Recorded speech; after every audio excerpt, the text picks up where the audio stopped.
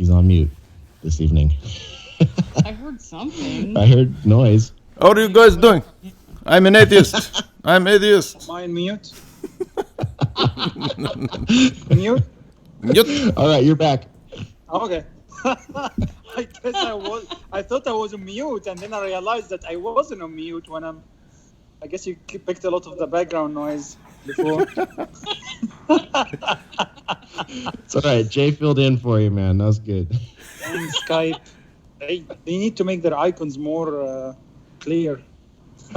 Anyway. Yes. All right. Infidel Pharaoh, welcome back to the show. How are you? Thanks, man. I'm doing pretty good. All right. Glad to be with you. Yeah, excellent. We're glad to have you. Okay, and then we've got Jay Dyer joining us also of jaysanalysis.com. Jay Dyer, welcome back to the Boiler Room, and how the heck are you? Doing great, thank you. Glad to be here. We've had a busy streaming day all day, and once again, back to stream. Hey. Boiler Room. It's time for Boiler Room. That's right. Time for Boiler Room. No rest. No rest. 24-hour streams. Remember when we'll Katy rest. Perry did her 3 days straight streaming? Remember that nonsense? No, I didn't know she did that. Yeah, it was to promote her last album. She did a 3-day straight IRL stream. Wow. Is that when, right before she went crazy and cut off all her hair and started decrying the New World Order? I've never heard that. I know she cut her hair, but she has short hair, but I've never heard her decry the New World Order. When was that? Whoa, hello? What is that? She didn't want to be herself anymore. She wanted to go back to being a normie. Okay, It's a rough life. you roboted there for a minute. Rough life when you're owned. You can you hear me? All right. Nobody likes being a slave. Hello? No. Okay, and we've got Randy J joining us once again. Randy J, welcome to the Boiler Room. How are you this evening? I'm doing my darnest to not be owned in the state of California. That's one of the hardest places to not feel like a slave, man, but you're doing a great job. Keep it up. Can you guys hear me? I try. We do what we can. All right, Spore, let's break ice. Let's get into this. All right. How was What the are we kicking wildfire off on your with? end? Hello, can you guys hear me okay? Hello? It's not by me actually. It's close. I mean, I could drive to it in probably 90 minutes or something, where it was more towards the coast, but I was a little more inland of it and didn't even really see it from where I'm at. Okay. Yeah, crazy No, fires Hey, Hesher? going on in Hesher? California. Hesher, hope can you hear me? everybody's okay. Well, I know everybody's not okay. A lot of houses burned down. A lot of people are dead. Hello? So it's gnarly. We're glad you're doing okay, Randy J. We'll get into that maybe in a little bit here. All right, Spore, where are we starting tonight? I just want to start off by saying that in the last couple of weeks, I've had some serious time with my family and a lot of NPCs in California, very close to the fire. But that aside, the fact, it gave me some moments to really revel in how much I appreciate everybody on this call, including Badger. I don't know if Badger's actually on the call, but, the ACR network and all of our listeners and all the people that share our information and tweet at us. They send us messages. You all send us emails. You are family to us. And I just wanted to let everybody know, I kind of do this gushing thing every once in a while, but I really love you all. And we ACR, we love you and we appreciate you in any way that you support us. So I just wanted to say that before I move into the icebreaker. And I also want to say my brain's a little bit mushy, so I wasn't able to dig into anything super heavy this week. But Cy in the chat right before the show started sent me sent us a message. It's an article referring to a court case where they are using Alexa as a witness to a crime where a woman was stabbed to death. The crime happened in January. A woman was stabbed to death in her own home, and they are using Alexa as a witness because Alexa is recording you at all times. Yeah, well, hey, there's something yet again, Hello? an icebreaker that reaches back into Boiler Room history. I remember in the early days, all of the various home appliances that have microphones and such. Oh, even our, it's like the dishwashers, the refrigerators, and of course our phones. Yeah, everything's got everything. Wi-Fi chips now, and even cameras and stuff. I mean, it's bananas. You can buy a refrigerator that comes with, an LCD display on the front, and it's like wirelessly connected to your internet, and anytime you can have like front and rear facing cameras on them. I mean, they've got so many bells and whistles now. It'll tell you when you Hey, run out Hesher? of peanut butter. Yeah. Okay, I was just making sure you could hear me. You guys, I was talking. You guys couldn't hear me for a while. Oh yeah. Okay, I got you now. Okay, good. We're cool. Sorry. All right. Yeah, no problem. So yeah, that's Alexa is. I mean, does Alexa get a subpoena? Does that go to Bezos himself, or how? Yeah, there was something. I mean, it was like the court required Alexa to be there, basically because they had probable. I cannot even speak today. Probable cause. Thank you. To get the records that were maintained from Amazon, those recordings. Wow. Okay. Are they actually talking about Alexa as a personed entity, like they would in Saudi Arabia with I always forget what they name that chick, that robo chick in Saudi Arabia. But Sophia. Yeah. Thank you.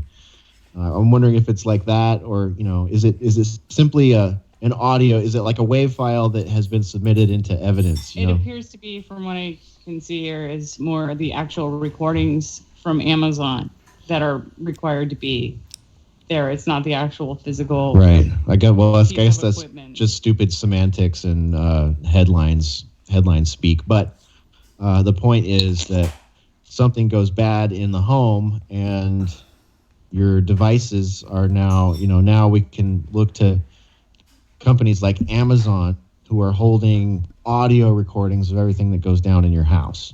Well, I mean, this is also a really strange situation because, these audio recordings could be manipulated as well. I mean, you could make a false audio to play at Alexa and have it recorded, which could be, something that was not actually happening at that time, or played over while something else naughty or bad was happening at that time. I mean, it's really strange to be, looking towards a device and they're recording as proof of something happening or not happening. Hard evidence. Yeah, that is interesting. There's a lot of opportunity for things to go wrong, deflection. You could, like, if you were a criminal, I shouldn't do this. I'm going to be good in criminals' ideas here, but criminals don't listen to us because we're cool and criminals are not.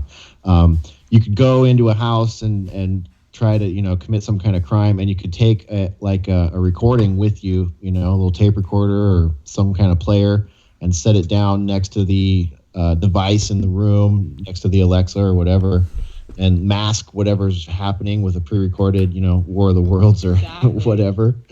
And if some entity that had access to Amazon technical records could upload, false files there, it's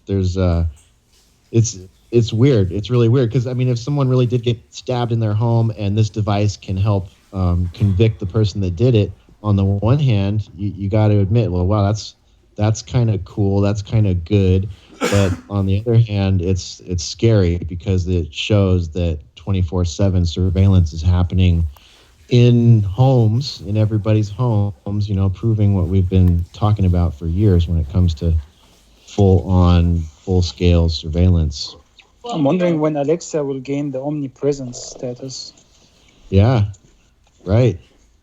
When it becomes ubiquitous, whether it's Alexa or, Google Talk or Siri or whatever, whatever mechanism binds all those together.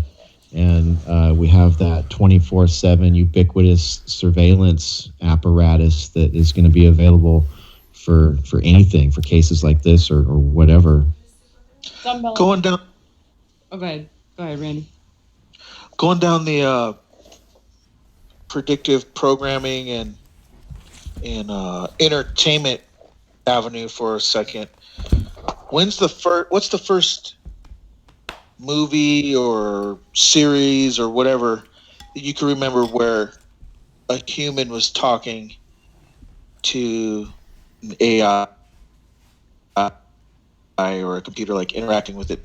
I think 2001 and or maybe the television series Star Trek were the first two that come to mind with me. When Captain Kirk used to say, "Computer, tell me," whatever, and he used to talk to it, and he would like address it as computer. When it was doing the old or whatever little kooky sci-fi sounds in the background and stuff like that. And it's past tense now. I mean, it's not future stuff no more. Right. Yeah, that's a good point. I think Metropolis is the first thing with AI. So, the Whore of Babylon robot is the first AI. We've covered that on Boiler Room. I think, Randy, you brought it up before. But there's a lot of plenty of the sci-fi series in the 50s and 60s had the AI theme as well. So there's a whole plethora of movies and lesser known B movies that had all that going on. In fact, I just talked about the Prisoner series in one of the recent streams. Randy, have you watched The Prisoner? No. Is that a newer No, show? 60s British spy show. Really good. 17 episodes. You should watch The Prisoner. It's there's a whole chapter in Esoteric Hollywood 2 on it, and it's right up your alley because every episode is completely predictive programming. So, but yeah, there's an episode there. There's an episode there. It takes place in the 60s. Might even be prior to 2001, but he has to deal with an AI Google type thing that he's having to fight. In every episode, he's a former spy who resigned. He's been taken to some basically prison for old spies on an island, and every episode is him trying to get out, and they're trying to basically interrogate him, and he's trying to get away, and he never gives in. So it's a fascinating series, really, really in depth, very deep, a lot of esoteric occult type symbolism in it, very well thought out, and it's fairly anti-establishment. I mean, Patrick McGowan, the guy who's the main star of it, he was consciously serious about his Catholic faith, so he explicitly rejected the idea of the New World Order. He would talk about it, and he turned down the role of Bond because of the fact that he saw Bond as an immoral character. So the character in The Prisoner is actually sort of the anti-James Bond type character. Whereas Bond is like an blunt instrument of the New World Order. Number 6 in the series is anti-New World Order, and it's all about the New World Order, 100%. I gotta check this show out. Yeah, The Prisoner. Yeah, it's only 17. Nice. Only 17 episodes, one season. And we're going to have to check it out, Randy J, before we get our copies of Esoteric Hollywood 2, since it's going to be an analysis in there. That's awesome. Yeah, I go deep. I go deep, homeboy. That's coming out next week, Jay. Is that correct? December. I don't know the date. It's sometime in December, but I don't know what date. Okay, soon. Cool. In time for Christmas, we're hoping. It will be in time for Christmas, but yeah, they haven't told me what the date is on it yet. All right, excellent. Randy, one that comes to mind for me is the 1951 genre classic, The Day the Earth Stood Still. Good one. That's got some AI robotic stuff happening in there. It's about right? the New World Order too. Remember, they're trying to unite the Earth against the aliens. Right. That's like the scenario that they use with the Ronald Reagan line. Yes, exactly. Yeah. Bring all the nations together with an alien invasion of some sort. Klaatu, Barata, Niktu. Oh yeah, exactly. Right. You're gonna invoke the Necronomicon hell creatures by speaking that way.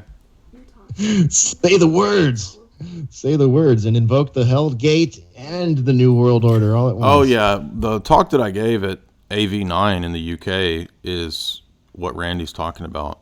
I totally forgot that. Basically, the entire talk that I gave is predictive programming and sci-fi. So I completely forgot that. Yeah. Oh yeah. Randy, have you seen H.G. Wells' Shape of Things to Come? That's way prior to 2001. No. Yeah. No. It's all in there. I gotta write that one down. I like these ones that time sort of forgot, and you could see that all these things we're talking about now just didn't pop up. Right.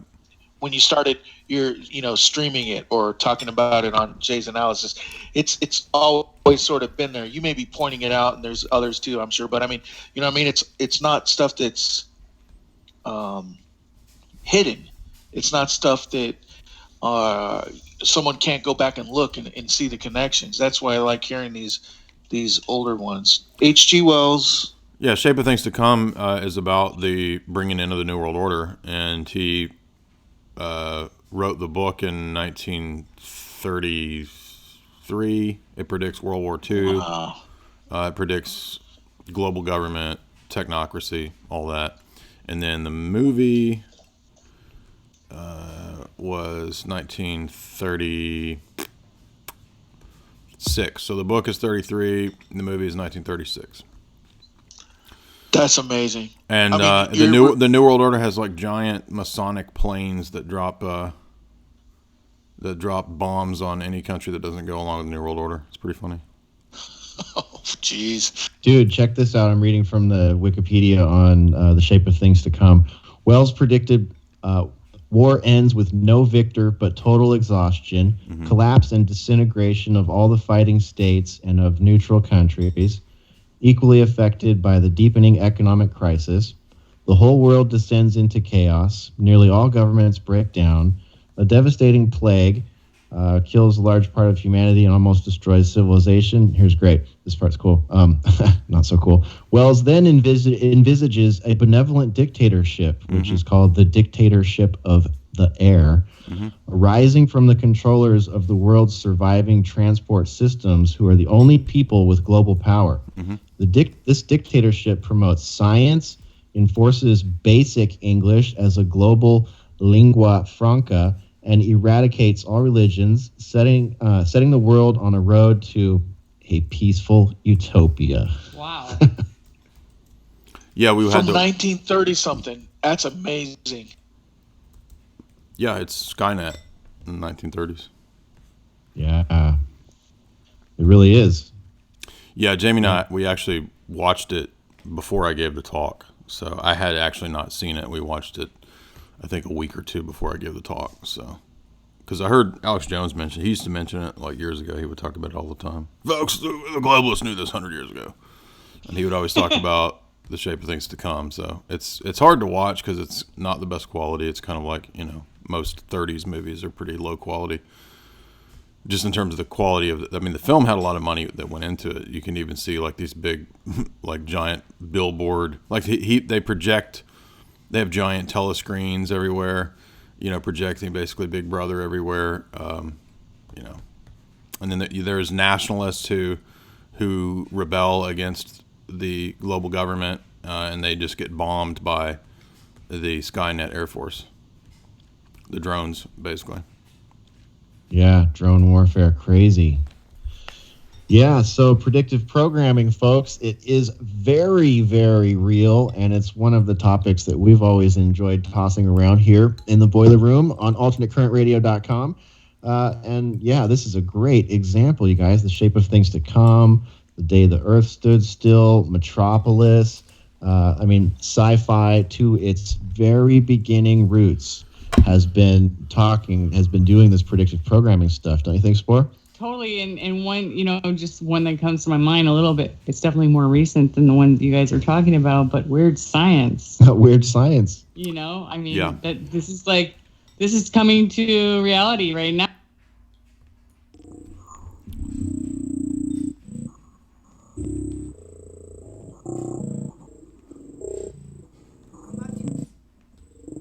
So H.G. Wells, I guess, has from the past extended his. This is from the past. A message from the past is causing Boiler Room to robot. Boiler Room is roboting out on me. That's kind of creepy sounding, isn't it? Isn't it? That's weird. It does.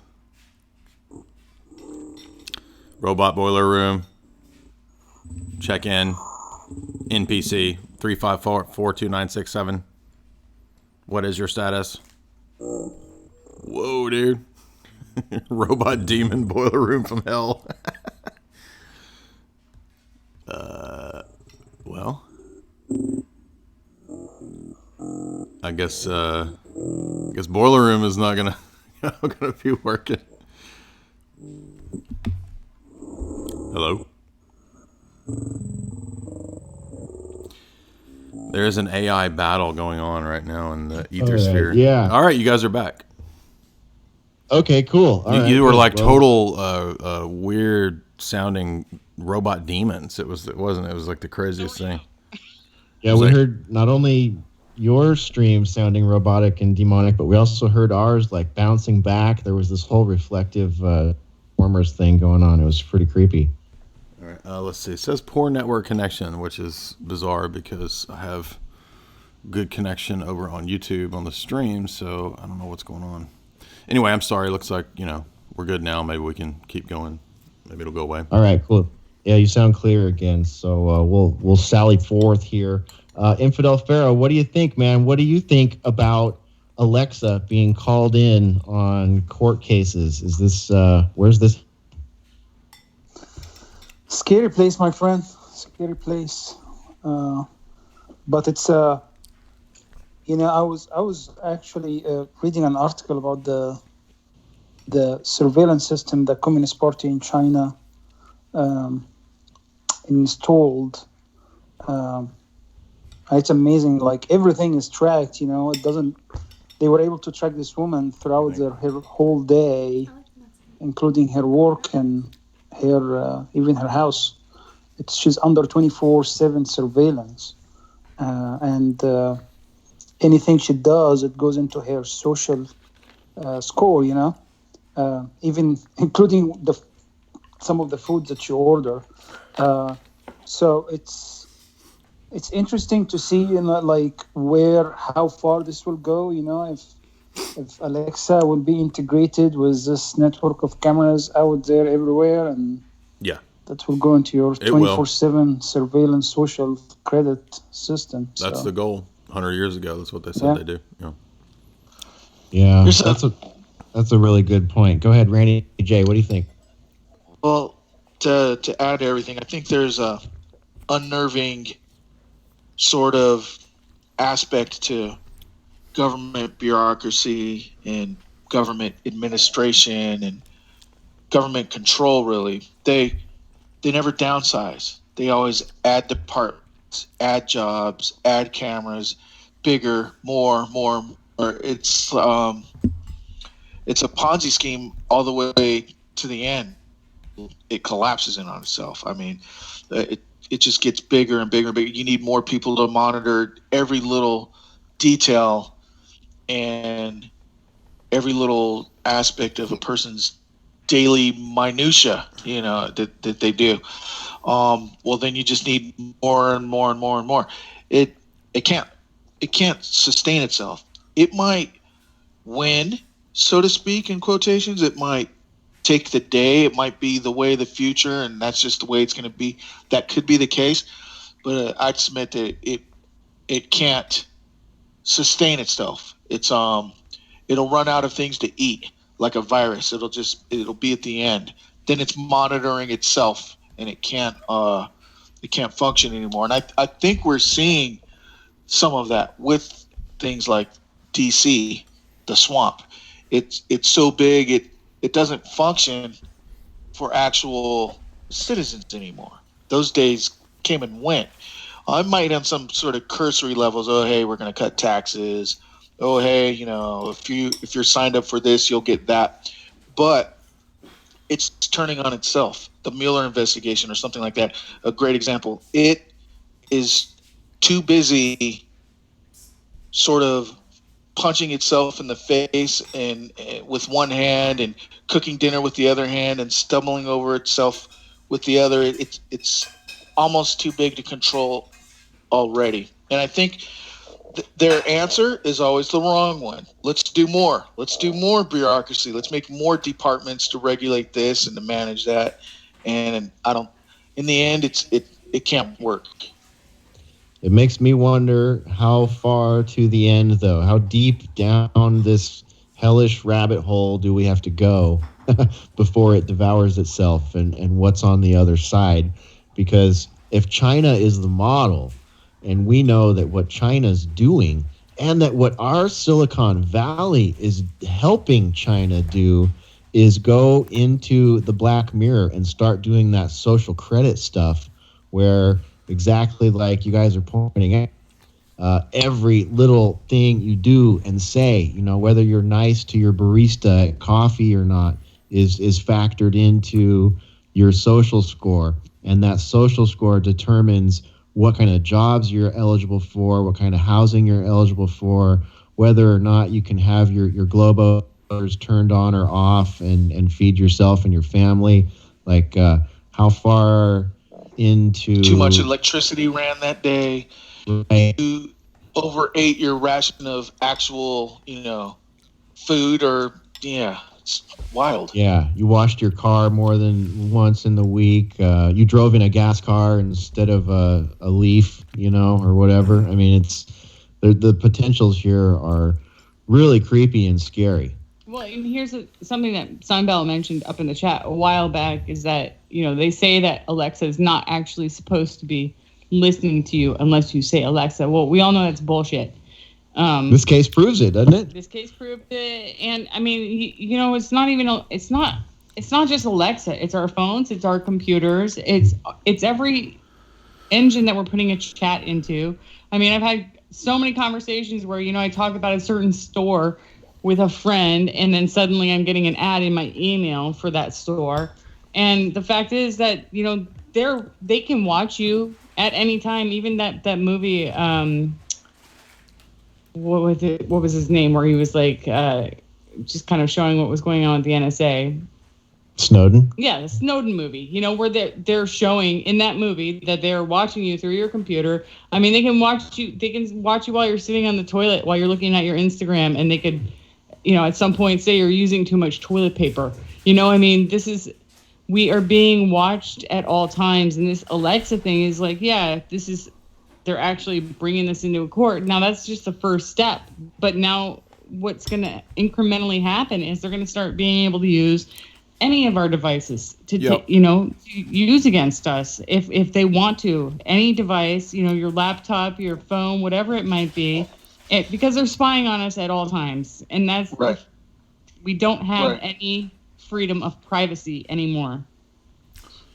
Right. I mean, a lot of times we've all seen or heard of these scenarios where, a lot of it's more older technology, it's more archaic, but they're using cell phone tower pings to locate where the murder was, or what times they were there, and all that. And all that's great, and it makes for good reality TV viewing and all that. And hey, it solved a few murders and everything. But is that all? Is that really all that's going on?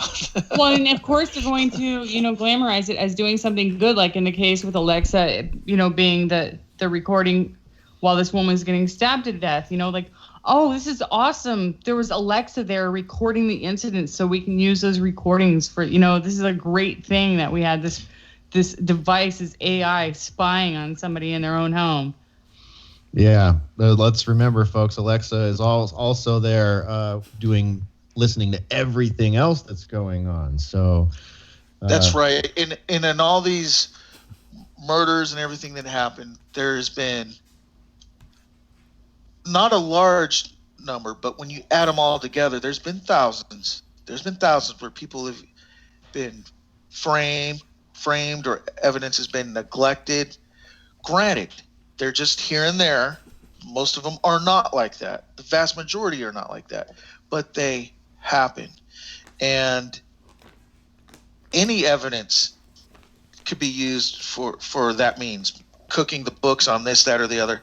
It will be no different with something that's technological. If someone wants to get set up for something or framed or have something pinned on them, this is just another way to do it. I got an email the other day from my power company saying that if I want to opt into some program where they'll periodically turn off my electricity to save money. Which, which is not, that's not what it is. That's how they're going to sell it. It's, for the earth, because all the electricity you use, it hurts Mother Earth. Right. Yes, it's causing fires in California. It must be the power that we're all using to power our devices. It's our carbon footprint, man. It's causing global drying, global warming. Earth's getting hot and dry, so everything's burning. Climate change, yes, I know. I've seen so many people.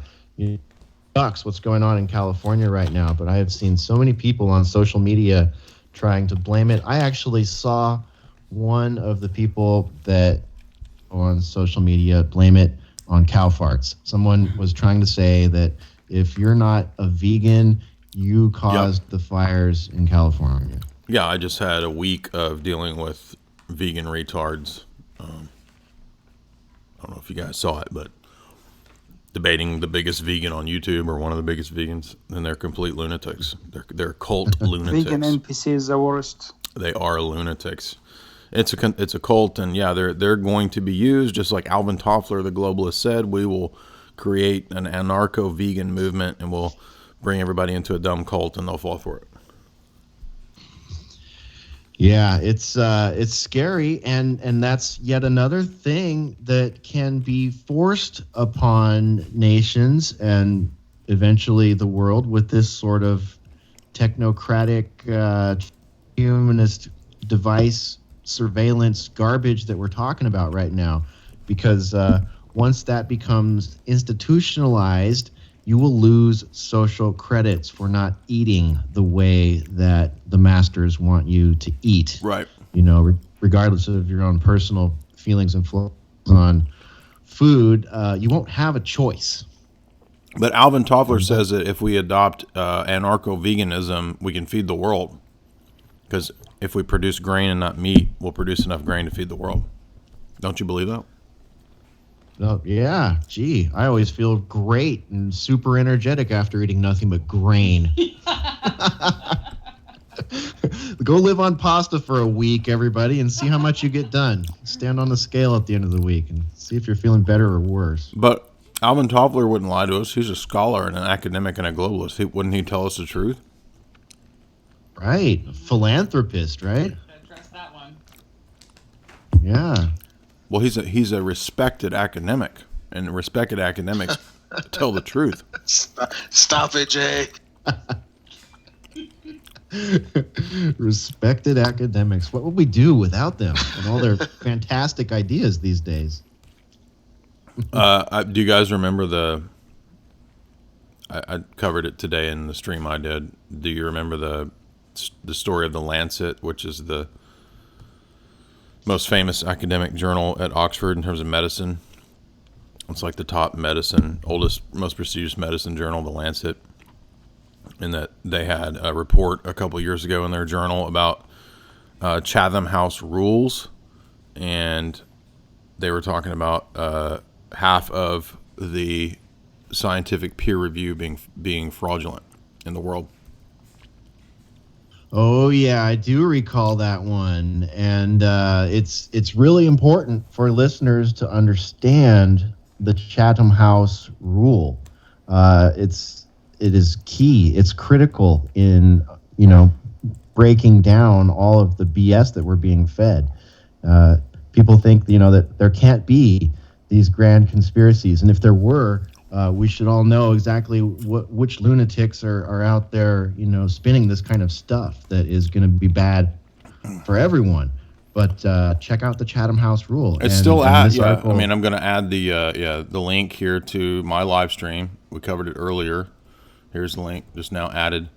It's still there. The PDF is still at the Lancet website. It says.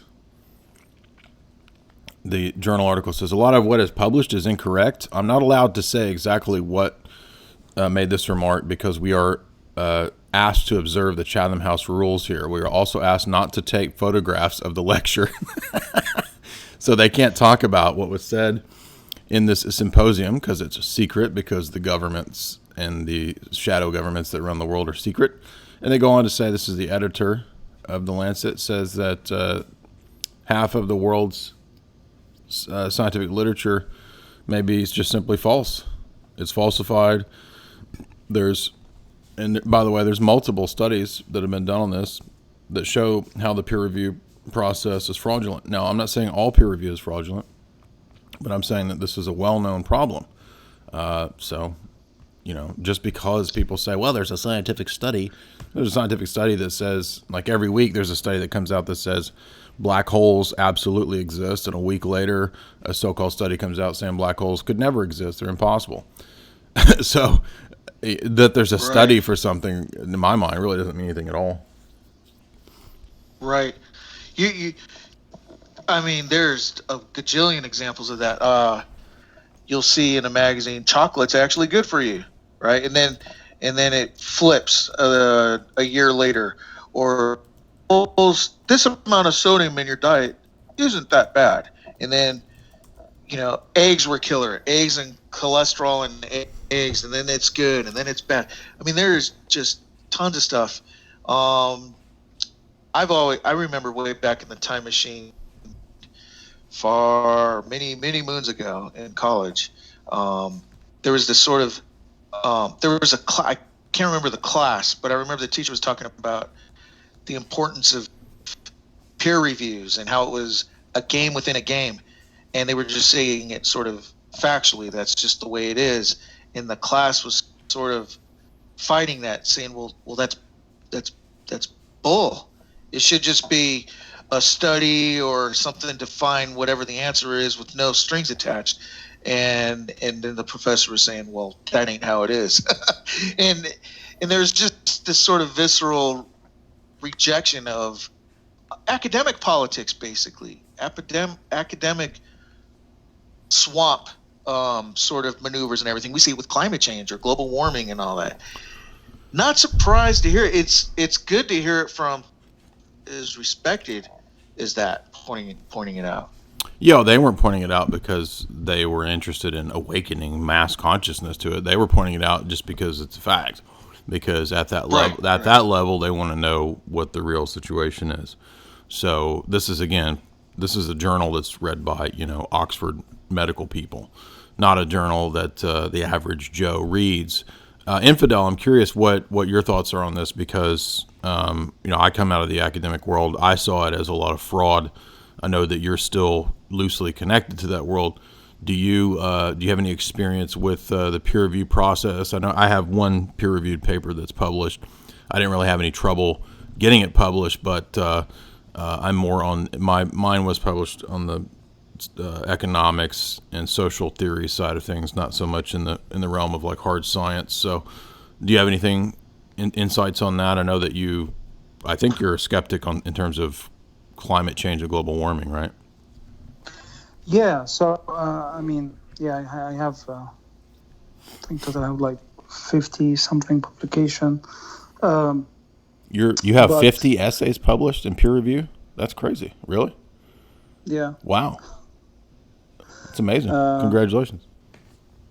Thanks. But so I will tell you something. So there is journals, for example, clinical journals, where there is politics. Mm-hmm. There is a lot of politics in some of the publications, or let's say like you're coming out with new surgical technique or something, and then you have group of surgeons or group of people that is, are heading the review process in some of these journals. So they can ding your papers. So there is quite a bit of politics when it comes to application. Mm-hmm. Not all journals, but some of the journals, some of the areas where there is money, mm-hmm. Mm-hmm. Or there is not more basic science, but it's more of like There's a lot of funding or clinical or things from this nature. And I think that that affects sometimes if your paper want to get published or not. On the other hand, there is also open source publications. That's the quality of publications there is just the peer review process is just really because you just want to get people in. Right. So I would say the paper, on the journal and the field. But in general, I would say that just from observation, that the whole climate change, climate science field.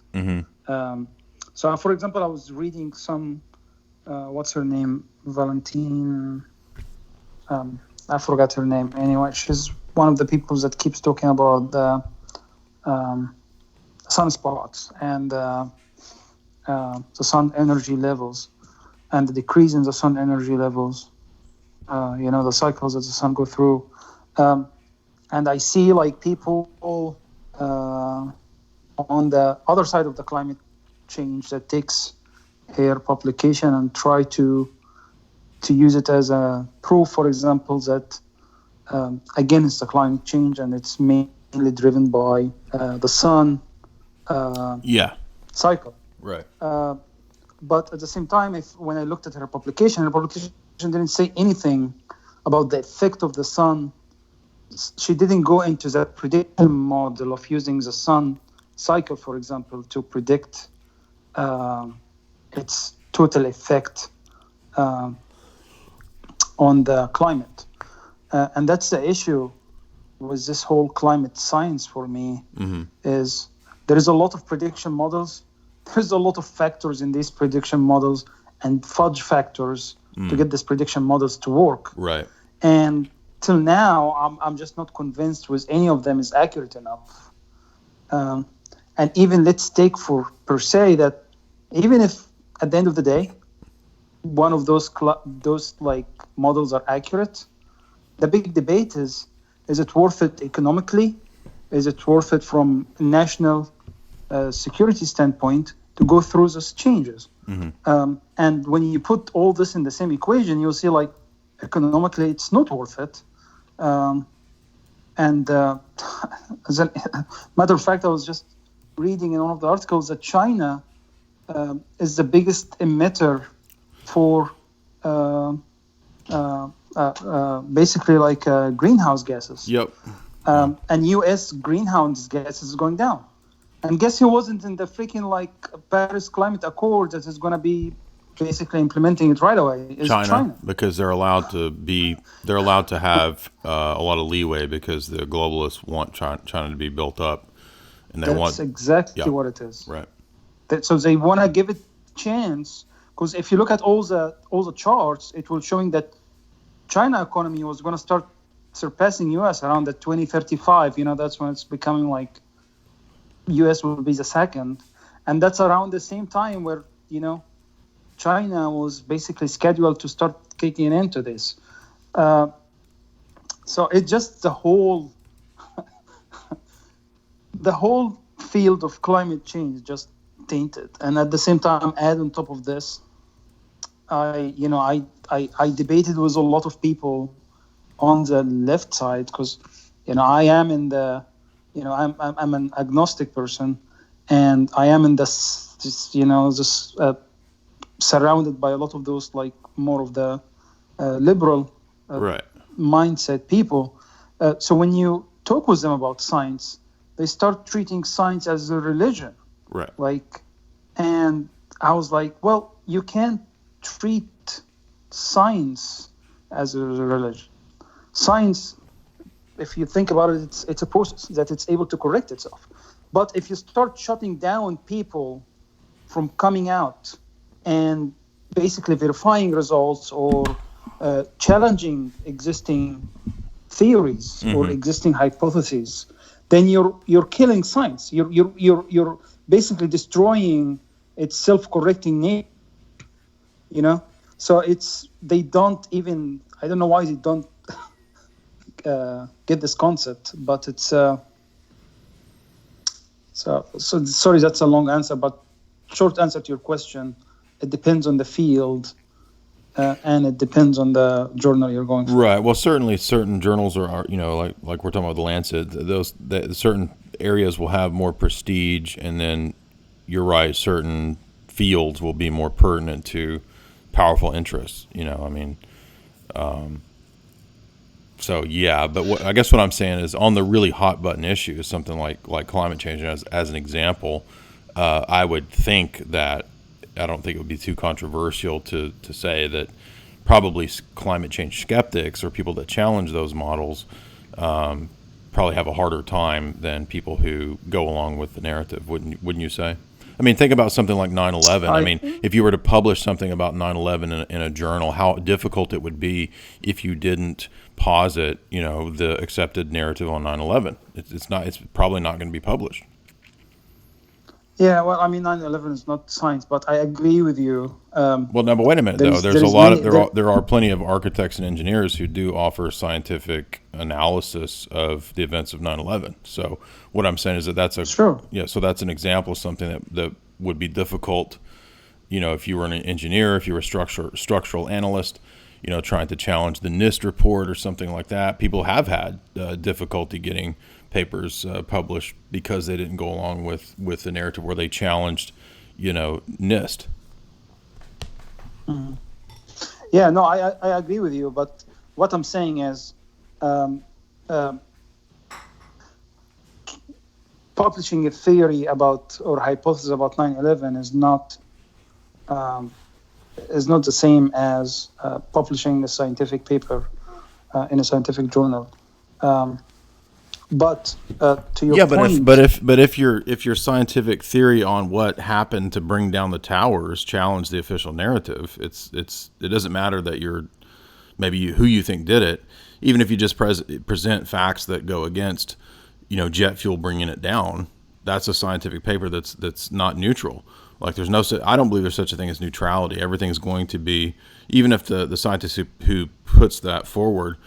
I think this has already happened to people in architects and engineers for 9/11. Like they've already had problems publishing papers because anything that challenged the NIST report was already seen as, toss it out the window. We don't even consider a hypothesis that would go against the government's official explanation for what brought the towers down. I guess I need to see what scientific journals they were going for. I'm just not familiar with what scientific journal you would publish something about 9/11, and that's why I can't answer your question. So I was talking more about a paper, was a scientific journal from what I'm familiar with. Okay, all right. Yeah, I guess it depends on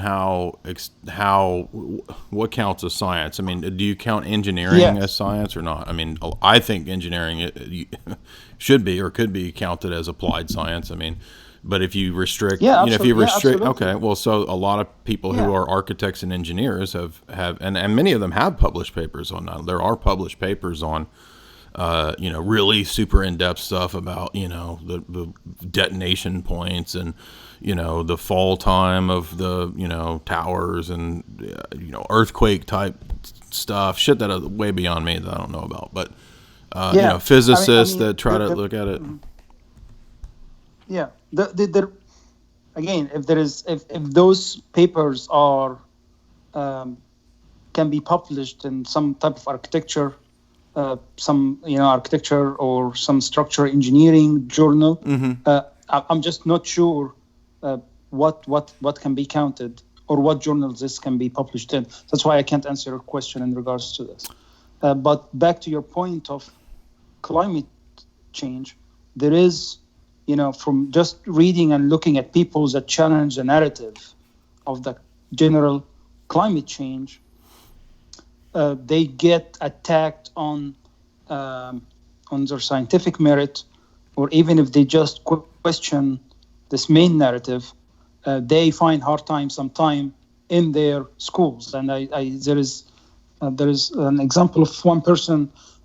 She doesn't come to my mind her name, but she was one of the speakers against the main climate change models, and she had she was targeted in her funding and in some other aspects.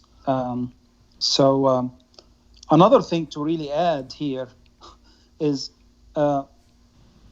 some of the research itself is governed by the amount of funding that the government is putting into this.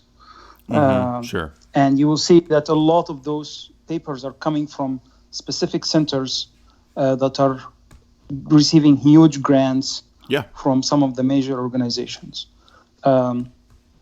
So that's also another thing to notice here. Well, another factor, too, that people don't know about is private ownership of some of the big journals. So Reed Elsevier Publishing owns some of the biggest scientific journals. They're not all it's very similar to the public-private partnership in a lot of government stuff. They're not all academic public university publications. Many of them are connected to big billion-dollar publishing conglomerates. And I know this because my mom edited for one of them for a long time. So I'm not disagreeing with you. I'm just saying that, like, I think it's very easy to figure out that a lot of these things can be skewed, right? So are you familiar with NIST? No. NIST is like the National Institute for Science and Technology. It's a government institution, and that's who gave the government their official report of what happened on 9/11, right? So, for example, NIST, in their final investigation of Building 7, if I recall this, it's just fire. It says there were multiple fires in Building 7.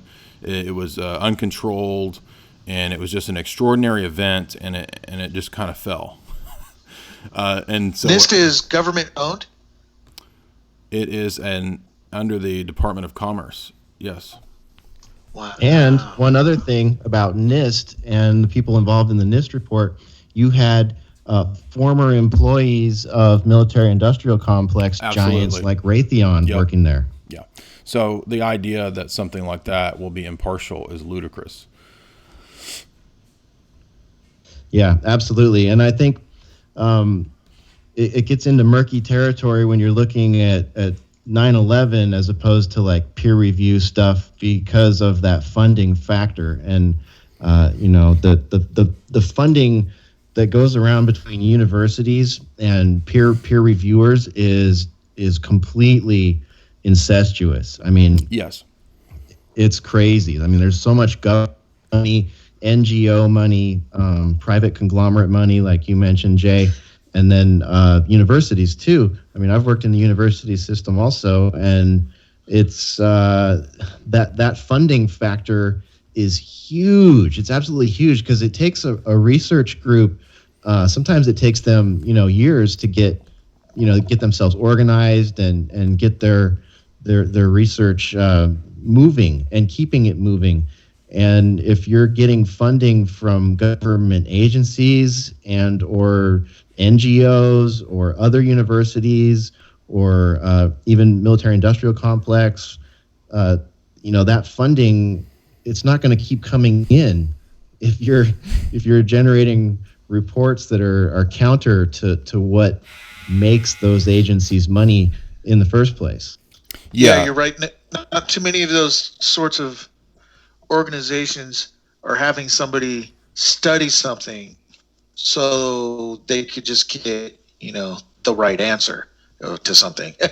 They usually want a certain outcome. It's almost like I look at it like almost like they're paying a team of lawyers to protect their client, so to speak. Like they're going in and there's the facts. All right, now arrange it so that our guy's innocent or guilty or whatever it is that they want. Now that's unfortunate. I think this peer review process is a great example of something that is a wonderful idea in theory. You have a bunch of experts, a bunch of smart people, a bunch of people that have dedicated large portions of their life to studying something and have certain knowledge sets, and they look at something and they're like, hey, you know what? that is a quasar that formed, in section D25 next to the Orion system or something. I'm just making it something up, but that's great. It, of course, like everything else, you throw money in it, you throw politics in it, and you throw this, that, and the other. I think it's why Imam's saying it depends. It depends on who's doing it, what's the reasoning behind it, what journal is it? Are they a little bit more on the up and up versus something funded by so and so? Yeah, look, the point wasn't It's a mess. The point wasn't to debate 9/11. I'm not trying to debate. I was just trying to think of an example of something that would be controversial that would have difficulty in terms of publishing. So, and I don't even support architects and engineers for 9/11 Truth. It's just an organization that has 2,000 plus architects and engineers who doubt the official story of 9/11. The only reason I brought it up is just that many of those people do contribute to journals. I don't know how many of them have not had success. They've talked about it over the years. Again, haven't followed AE 9/11 Truth for the last 5 years. No, you're right. I think it's exactly like he said with the lady talking about the sunbursts. She's just talking about the sunburst, but someone looks at that as an attack on the climate change narrative, then that gets just some sort of attack out of the blue by the left. Similarly, right? You're just talking about steel melts at this point, it falls at this rate, it couldn't have been this, it couldn't have been that. Then automatically it's going to get labeled as a truther or sort of besmirched and that sort of way. Sure, if a person, I mean, there are plenty of people who, and I know Infidel will disagree with this, but I think the point itself shouldn't be even debatable. That there are a lot of people who doubt aspects of the Darwinian narrative, who have talked about being ostracized and not welcomed into the peer review process. And to me, that's a no-brainer. I mean, there are dogmas that you're not supposed to question. And it's not as easy as just saying, well, yeah, but we're only going to allow what's science and not pseudoscience. And this is because, in my view, there's not as clear a delineation between these things than we think. It's easy to think there's a real clear demarcation between something that's philosophy or pseudoscience and then over here, quote, hard science. But those, correct. Right, go ahead.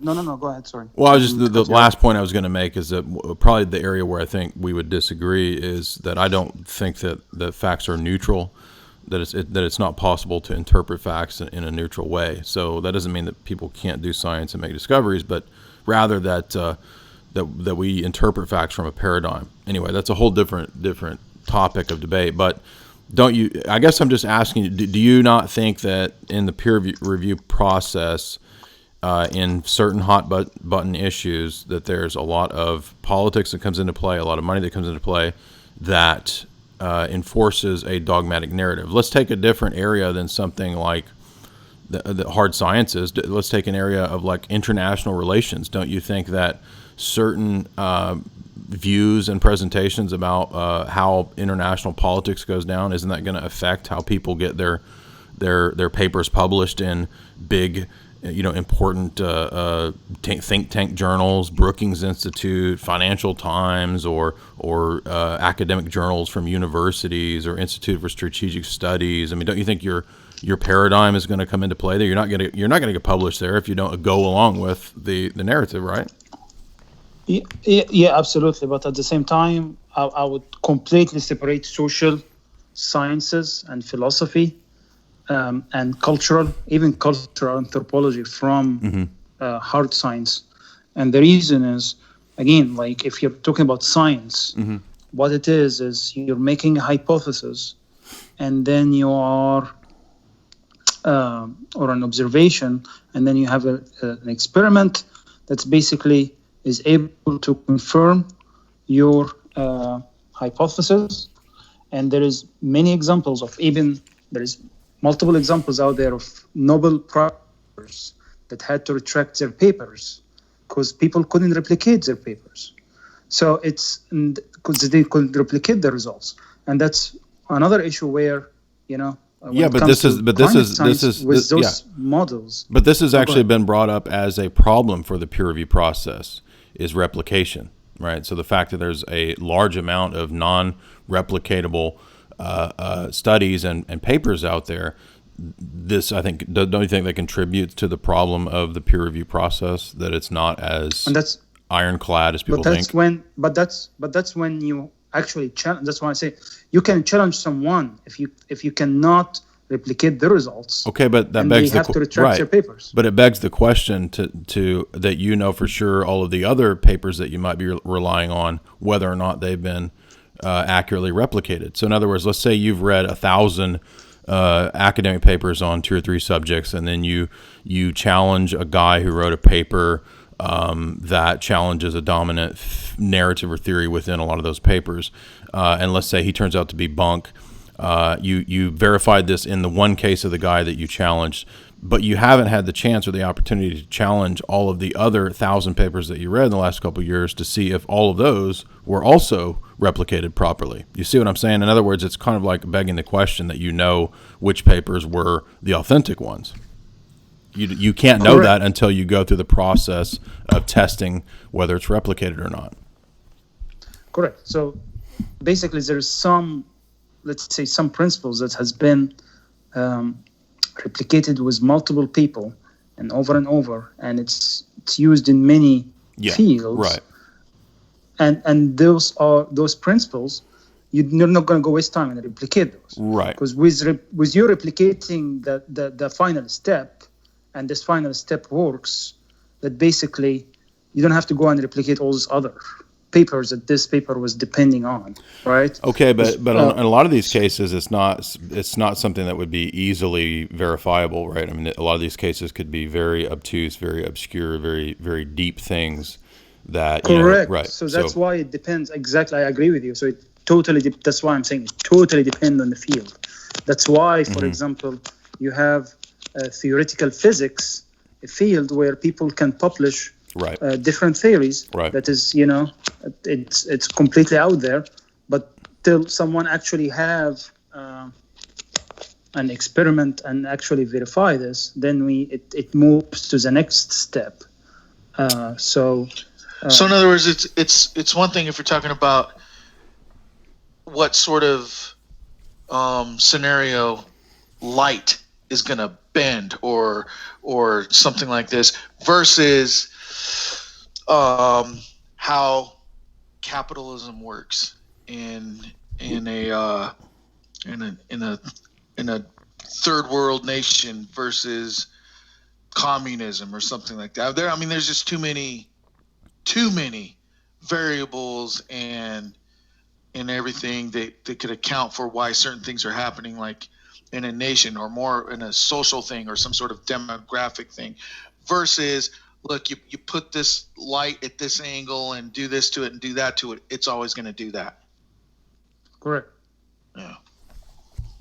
So that's why, when Jay was saying like something like someone publishing a political theory, that absolutely there will be bias. Absolutely. Well, okay, right. Challenged. And I'm not saying that there's that we should equate like somebody publishing a paper on political theory or something like that. Obviously, that's different than hard science or the application of a hard science in some field, no doubt. But I guess what I'm saying is that even it's not even as clear cut at times within hard sciences unless you yourself can replicate it to know in all the cases when that's true. Because, for example, in a lot of areas there might be new cutting edge research that you can't immediately verify, or let's say that there's something that relies on the Large Hadron Collider that hardly anybody has access to go verify it, right? So you have to basically take people's highly theoretical words for it. And I'm saying that the examples you gave about theoretical physics are correct, but I would say that there's situations where the same could be true in something like that you might consider a hard science like biology, where let's say we're talking about cell biology and DNA. The same kinds of problems can arise when it comes to interpreting information related to DNA. How can I be certain and replicate? If one lab is claiming that, just as an example, a mutation in a species is actually giving rise to a new species, right? There's transmutation of species, or another lab that claims that no, this is actually just a minor adaptation and does not justify the idea that one species can quickly or over aeons mutate into a new species. Like, I don't have an immediate clear way to adjudicate between these two, and I can't just say, well, there's been 1,000 studies before that have already come along and said that all species mutate into other species. This is transmutation of species is just, we just know this is true because there's been a lot of studies that claim that. When that's the very thing that's being challenged, and let's say that the lab that is challenging it, they're saying that no, there's actually within the code of a whale, you're never going to get bear code. Whales don't start coding bear code, right? And they said that this is proven by all the examples that we look at in terms of each species' DNA information. So the point being is that I don't have a clear way, as even if I'm a scientist, even if I've spent my life in the field, how do I know which lab has the correct information or data until I go and actually explore this myself, right? I mean, if you're an empiricist, you have to take that approach. So even in the cases of hard science, there's going to be times where there's claims that can't just immediately be solved by referring to the normative process of peer review. Correct, but when you're talking about, for example, I will give you an example. Like there is actually a Nobel Prize winner in medicine, and he published a paper that believed that. He said that RNA preceded DNA or something like this. The exact details are not in my head. But someone challenged this person because they couldn't replicate the results. So they had to retract their paper because it basically just result. And he admitted that was an issue in the way he interpreted his initial data. But the point is, there is... basically the scientific process, at some point it corrects itself, and the reason is people build. At the end of the day, it's science, especially hard sciences. It's not something that is flying out in the air with no applications. So sure, and when you start talking about, especially when you're talking about biology and some of the evolutionary aspect, there's so many aspects of our current medicine, our current pharmaceuticals, right? Many things that's actually using the principles of those same exact evolutionary traits. Right. So if someone looked at Darwin back then, for example, and say, yeah, this guy's crazy, because there was no data that verifies any of this, anything he mentioned. But it took years and years and years with many discoveries, many foundations in different aspects of the biology field to start saying that, okay, those observations hold ground, and it's actually now proven in many aspects of what we're in the field of biology. So this is, it's nothing that happens. No one said science. This is why exactly you cannot take one theory or one hypothesis and treat it as religion. And that's the difference between science and religion. Religion does not change. You believe that the Bible is the same way, okay, right? And okay, it's a true word. But I do not believe this about any theory, because if someone tomorrow came out with provable evidence that disprove one of those theories, then basically, yeah. I know that you believe that that's how it should work, and at times it does work that way. But that's the irony here is that you have the same commitment to the process of science that a religious person would have. So you believe that the scientific method is the key to attaining the truth in all these areas. That's what I take you to be saying, and all I'm getting at is that's correct. Right. Yes. But that comes along with an entire worldview, whether you wanted to have that or not, I believe. And I think that gets to be problematic because you don't see the areas where you would be having all the same types of religious commitments. So while you would say earlier that you don't you disagree with people who who treats the scientific method like a religion, it seems to me that it becomes a replacement religion for anybody, because the scientific method itself is something that is just a tool.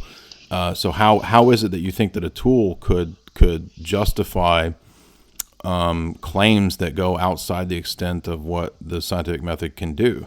I mean, do you see what I'm getting at? Can you give me an example of what claims?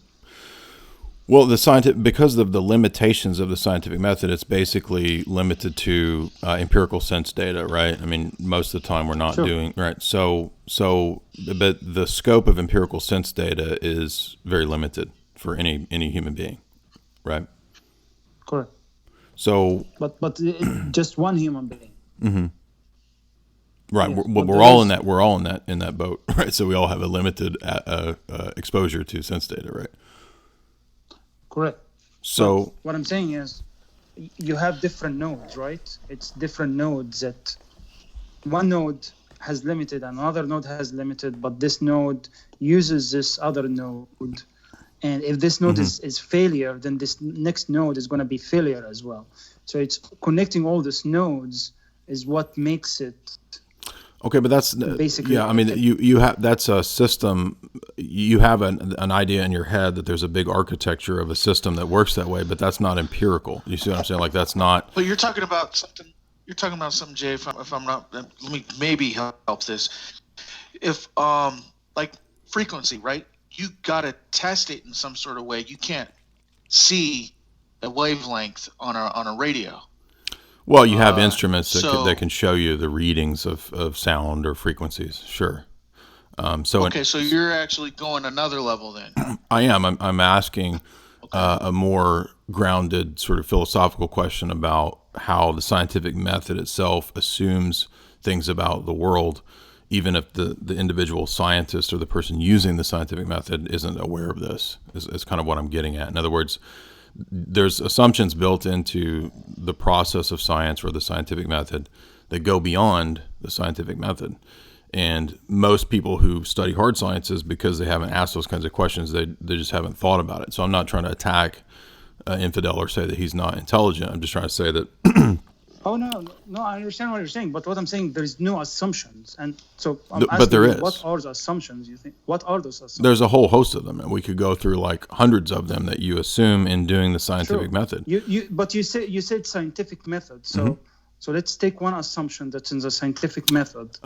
Regularity in nature, or the principle of induction, is one easy case example that you don't have a basis to believe in terms of empiricism. You mean like self-regulating systems or something? Or? So let me give you an example of this. So if Infidel believes that that human knowledge derives from sense data, I assume that he believes all human knowledge ultimately derives from sense data, right? No, but you see, I think you're mixing things. So the scientific method, it's basically a procedure, right? So you ask a question, and then basically you do some research, and then you come up with a hypothesis. No, right. I understand what it is. And you design an experiment to verify this.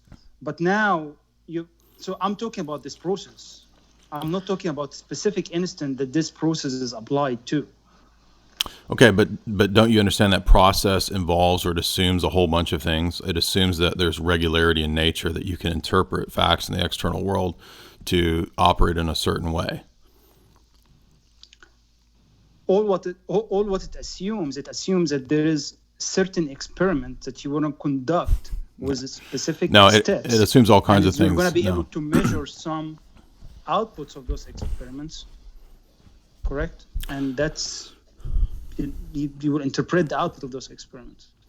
It assumes all kinds of things that are in the purview of philosophy, like it assumes that there's a logical, orderly process to the scientific method that you're describing, right? And logic is not something that can be known or proved or shown through empirical sense data. It's something that transcends sense data. So built into the process of a scientist going through his experimentation, his hypothesization, his reasoning about the outcourse, the outcome of the experiments, true or false, is a host of things that are epistemological and metaphysical that are assumed in the process itself that cannot be justified by the bare scientific method.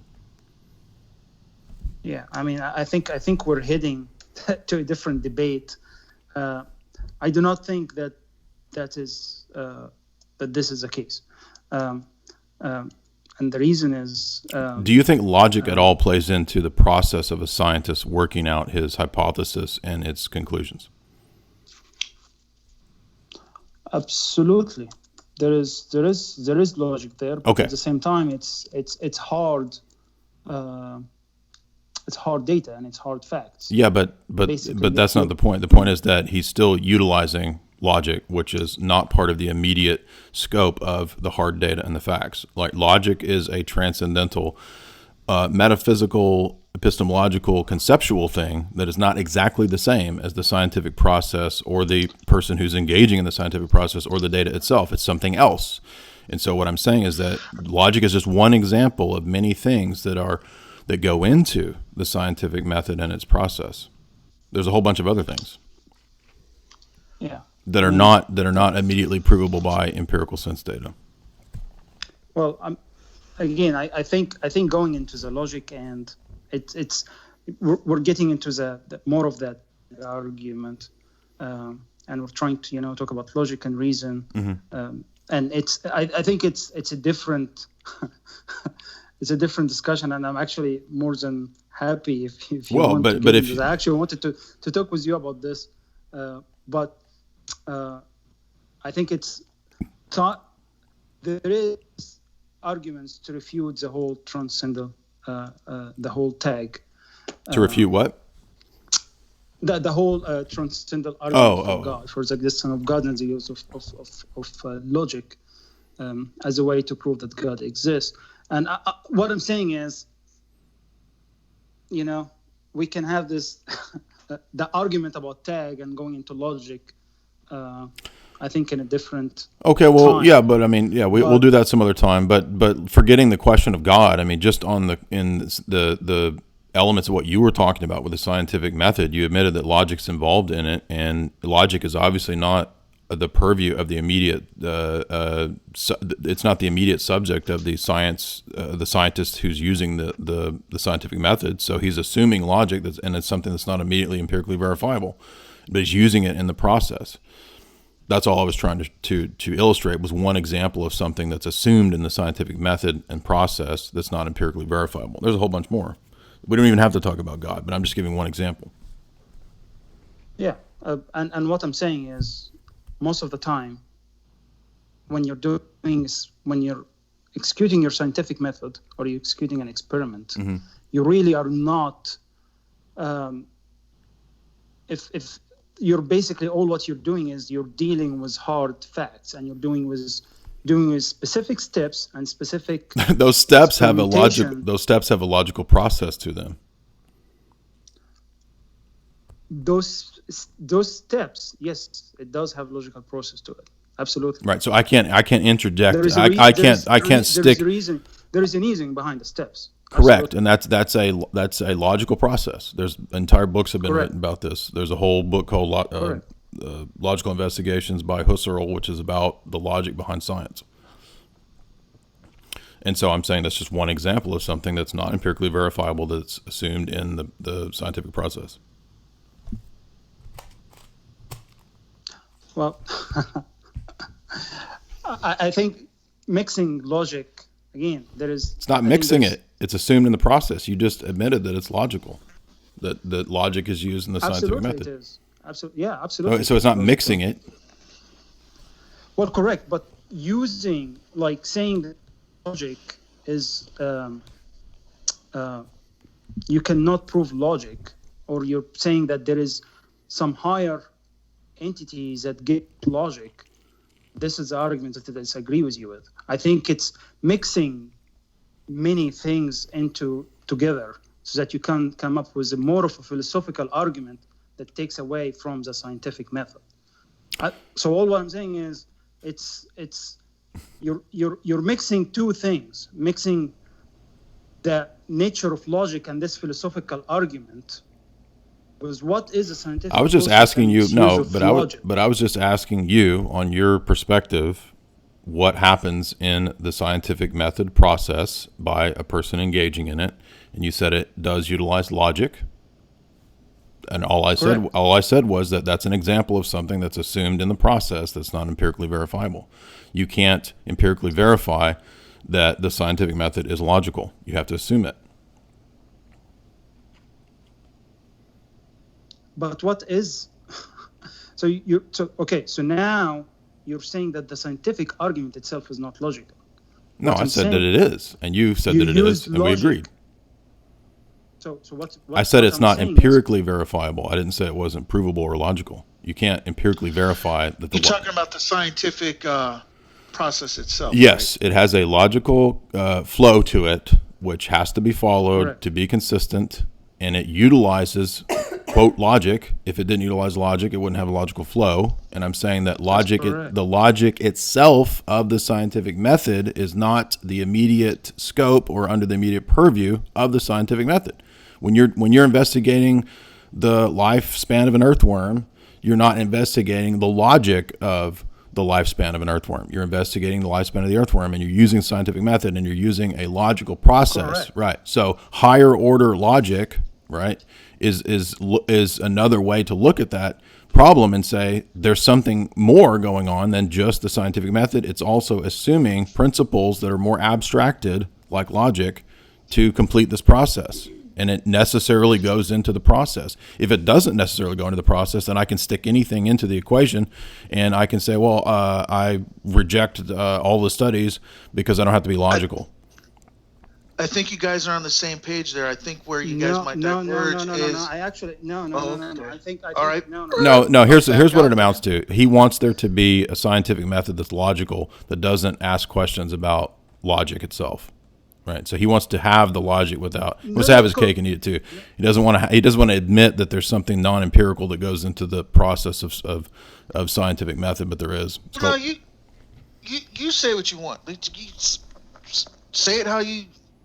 The floor is yours, Infidel. Right? I mean, you say what you're saying. Yeah. So again, I think what it is so you're saying there is non-empirical data that goes into the scientific process. Do you not understand? Which is what you're saying the non-empirical data is the scientific process itself, which follows a logical pattern, correct? And that's not empirically verified, and that's different from the question of the scientific experiment that you're doing. That is correct. Right, but and at the same it time, assumes it. That is correct. Okay, but then. At the same time, when you're running the experiment, your problem is not, or what you're trying to prove is not. You're trying to prove logic. Yeah, I know. So what you're trying to prove is basically you're trying to prove or to replicate this experiment to prove that this hypothesis is correct. Right. And it's utilizing things that are not immediately under the purview of the experiment itself, namely logic, which is not empirically justified. Comparing a number with a number, you don't need logic to do that. Say what? Comparing to data is different from saying this equal to this, and or you're trying but to that's not all you're doing. That's not all you're doing. Logic. No, that's not all you're doing in the process of analyzing data in the scientific method. You already gave like 3 or 4 steps, and one of those steps was forming a hypothesis. That's not just collecting together different data. But this is one part. I agree with you. I absolutely agree with you, and that's a part where you use logic in it. Mm-hmm. But then this is only one step of the process. Yeah. Right? And when you ferret out true and false data, are you not using logic to determine the true and the false?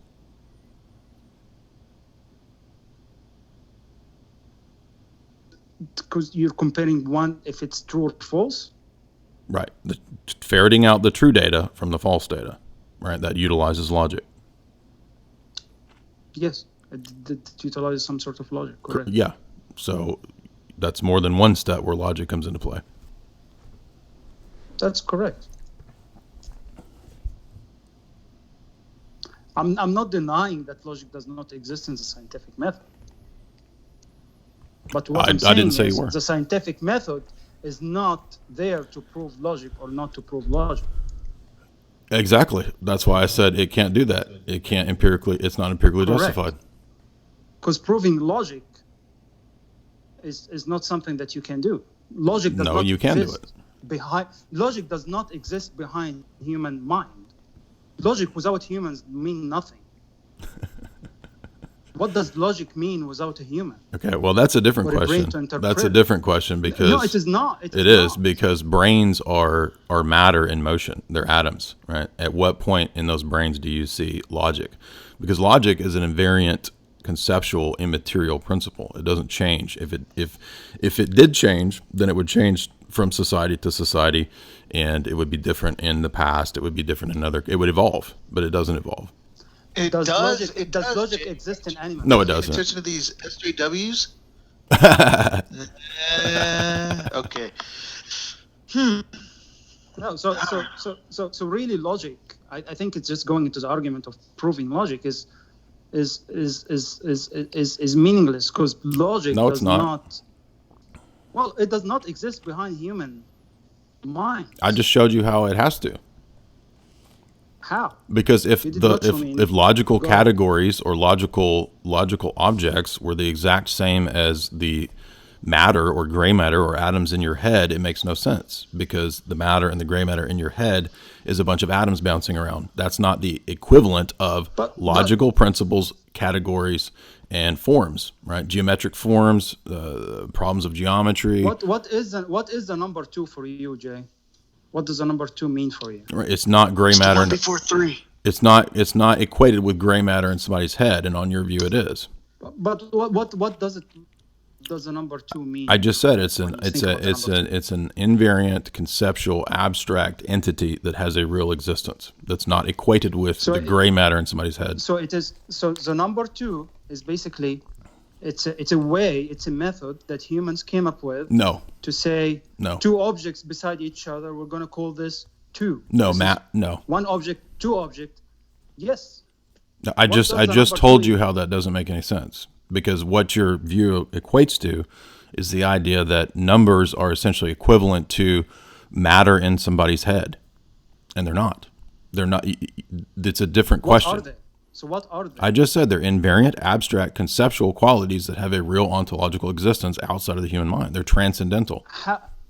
Where did you get this from? So what is your proof for this? The proof is the absurdity of the argument that you just gave.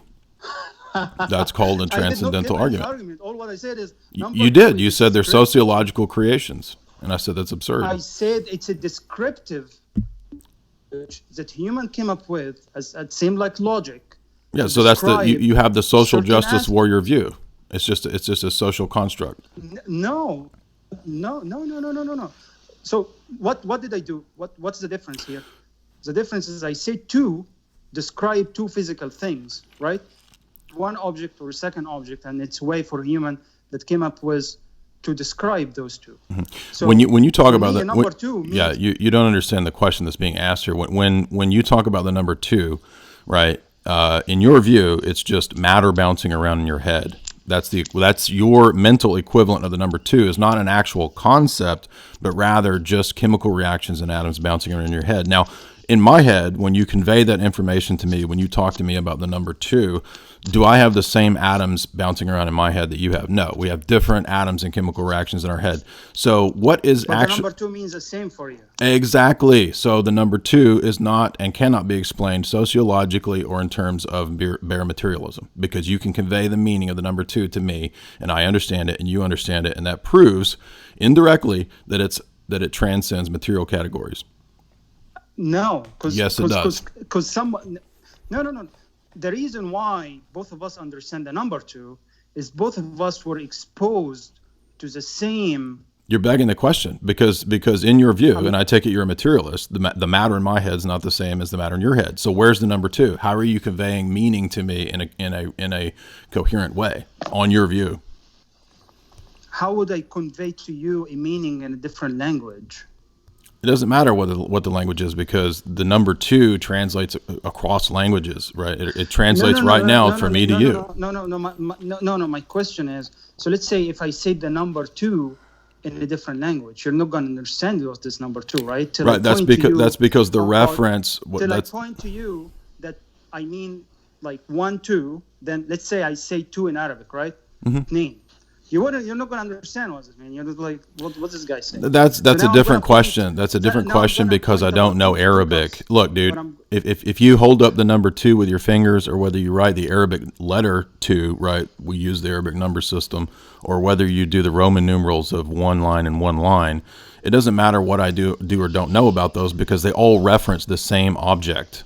They all stand for the same thing, namely the number 2, which is not material. What it is at the end of the day, it's a description that humans came up with to describe. I just showed you how the sociological sociological origin for numbers is retarded. That's what I'm sitting here telling you. Well, so you came up. So you see. So now, do you think that this is how stupid this is? You think that the laws of logic are just simply human mental construct, like humans just came up with these? They are. No, they don't. They reflect actual principles operant in the world, and that shows that they extend beyond the human gray matter. Well, prove that. Prove it.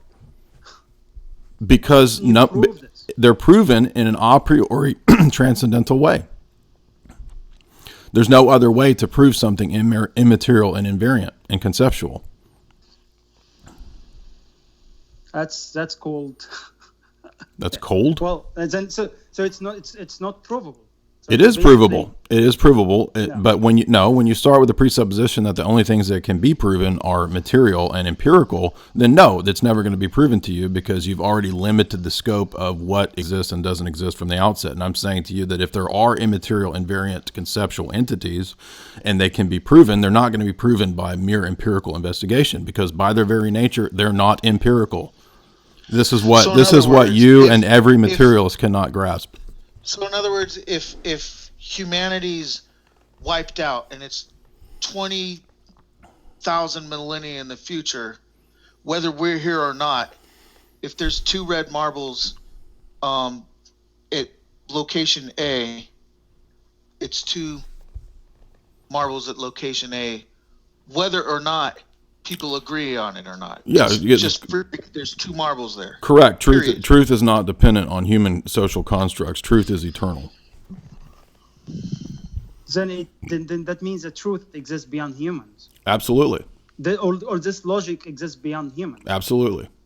And there is no way to prove this. I'm proving it by the impossibility contrary, a transcendental argument. There's no other way to prove immaterial abstract conceptual entities by their very nature. If I was going to prove something immaterial, abstract, and conceptual, the thing that you don't say is possible, the only way I can show it to you is by this kind of argument, because by its very nature, it can't be proven empirically. So you have to consider the possibility that not everything can be proven empirically, but you're bound to that in your dogma.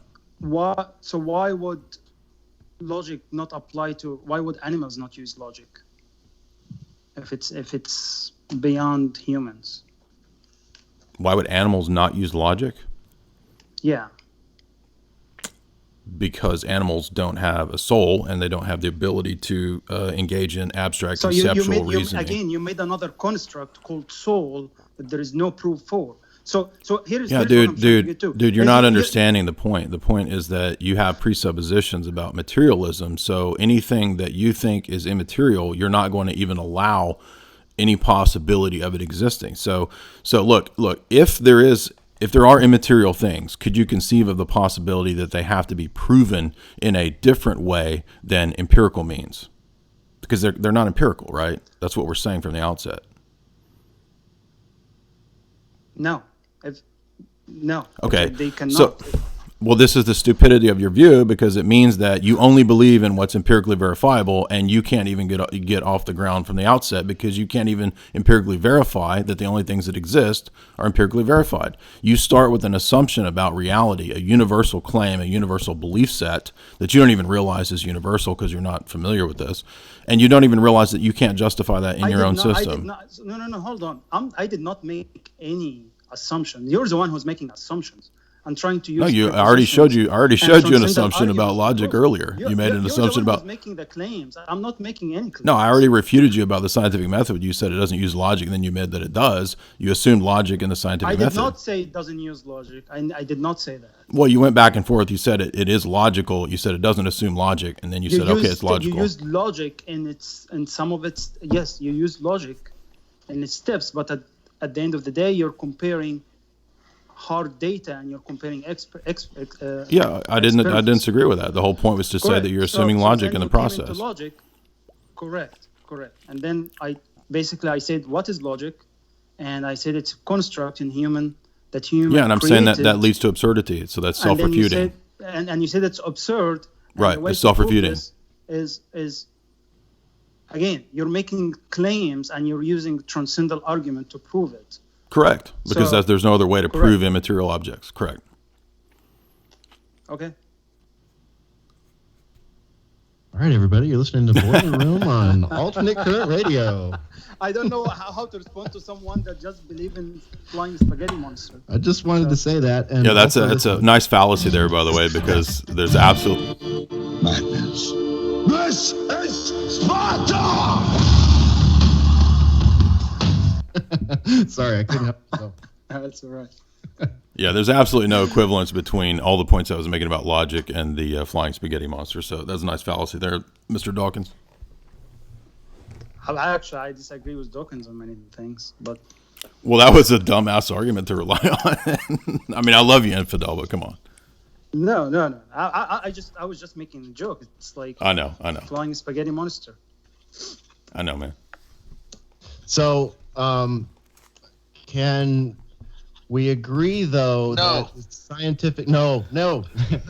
we can probably agree though that the scientific method has brought us some cool things like I don't know, engines, helicopters, shit like that. But at the same time, to kind of circle back to the origin of the debate here, which I've read you guys, the scientific method is also to be looked at critically when it is pushed down everybody's throats, generally speaking, as something akin to a religion, especially when you have organizations, governments, institutions, etc., using this Chatham House rule when it comes to crafting narratives that are supposedly based in science sometimes. That's where I'm seeing the huge danger here. And for anyone that doesn't know, the Chatham House rules goes as follows. When a meeting or a part thereof is held under the Chatham House rule, participants are free to use the information received, but neither the identity nor affiliation of the speakers nor that of any other participant may be revealed. So to go back to, for example, I think climate change was a good one when talking about the Chatham House rule, right? Because we can all agree that climate science, and I think probably everybody on the call would throw their air quotes up when we talk climate science, at least the generally publicized climate science is not very scientific at all. And when you've got this Chatham House rule happening in, and it doesn't have to happen just at Chatham. And one of our listeners and good friends actually just worked at a function where the Chatham House rule was invoked. And it basically what that does is it gives the organizations, the affiliations of the speakers plausible deniability. So if there is a climate conference and 5 or 6 NGOs and universities are there, they can invoke this Chatham House rule, right, and say things like, oh, well, we just did all these studies and they don't match the climate science narrative that we have to put out, because we are mucky mucks, or because we are, globalists, or whatever they say to each other. You know what I mean? Like they can actually have discussions about falsifying, whether it's scientific or not, to push agendas. So, I mean, I don't know. I think that the whole concept of the Chatham House rule, especially when you consider who's out there using it, and I mean, it's been around since 1927. Yeah, I mean, this is part of the Royal Society's whole, shtick. This is their thing. They are part of the Royal Society.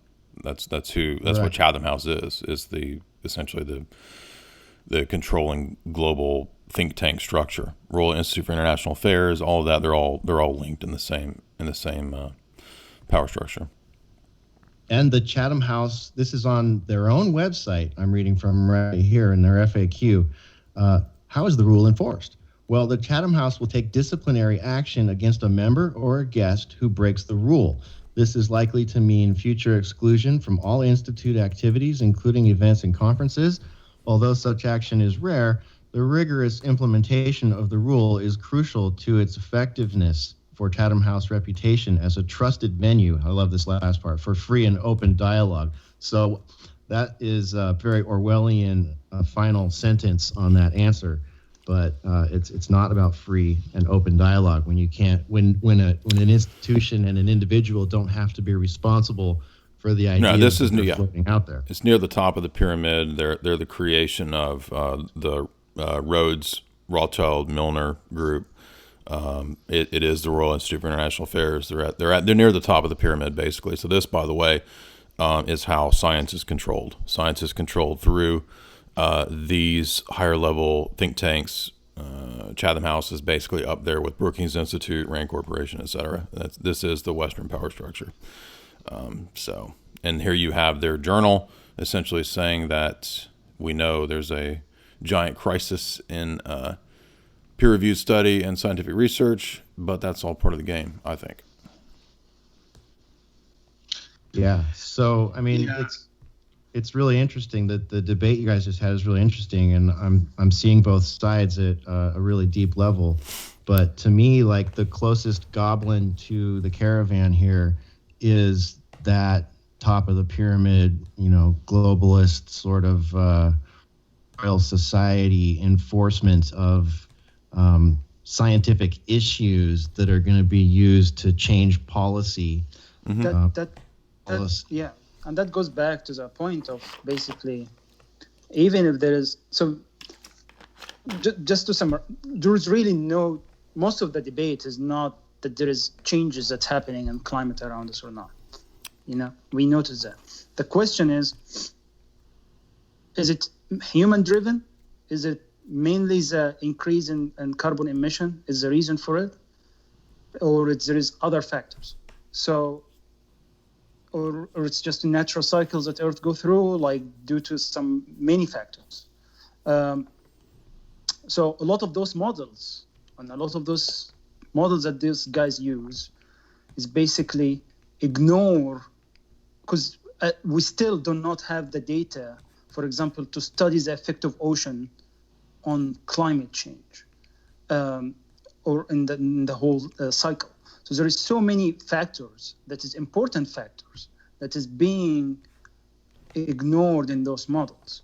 And now you have a model that is still, like with many assumptions, and you're trying to drive a whole economical agenda and push, change policies and line up the whole globe in a certain direction based on those models. That's where the issue comes in. Yeah, I agree with you on that. Yeah. With this whole area. Sure.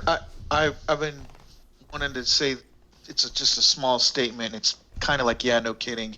Hey, thanks for speaking up or whatever. But I mean, I just want to point out that I think science itself, not getting into the philosophical or existential aspects of of what you two guys were doing, because I can't. I could listen to it and interject, but I can't. I can't get down and do close knife fighting like that. It's okay. However, It's okay. Infidel couldn't either. I'm just kidding, Infidel. I'm just joking. I'm getting back at you for the spaghetti monster joke. So. All right. but science itself isn't the problem, or methods science uses. It's always the integrity of the process, which is the same with anything, right?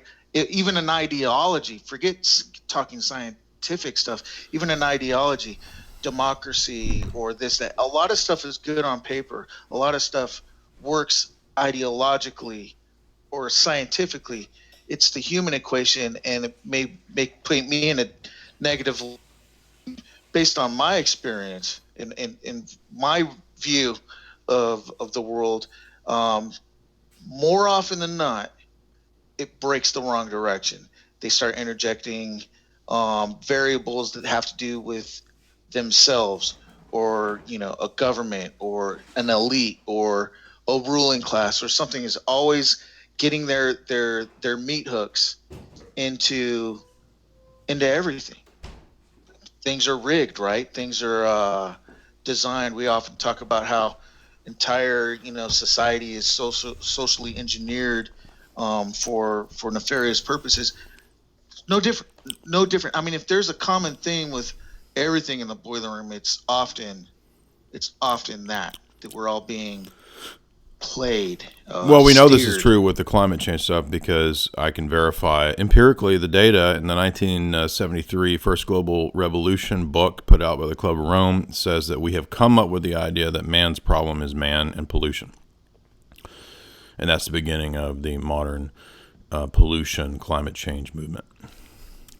Right, and what a useful tool that is. What a useful narrative that is, and we can also show that there is plenty of reality in weather modification technology. Mm-hmm. There are patents that are in place in that. There are UN treaties that are in place regarding weather modification. There is technology, large-scale technology that is well known, that can be used for ionizing the upper atmosphere, the lower atmosphere, and doing all kinds of stuff. So and how can that shape the argument too, right? Right.